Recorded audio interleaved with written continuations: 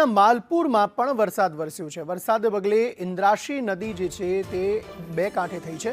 ઉપરવાસમાં ભારે વરસાદથી આ નદી બે કાંઠે થઈ છે। નવા નીર આવતા ખેડૂતોમાં ખુશી જોવા મળી રહી છે। લો લેવલ કોઝવે આવેલો છે તેના પરથી પણ પાણી પસાર થઈ રહ્યા છે। ઉપરવાસમાં ભારે વરસાદને કારણે આ સ્થિતિનું નિર્માણ થયું છે। ભારે વરસાદને કારણે ઇન્દ્રાશી નદી ફરી એકવાર બે કાંઠે થઈ છે। નદીમાં નવા નીર આવતા ખેડૂતોમાં ખુશી છવાઈ છે।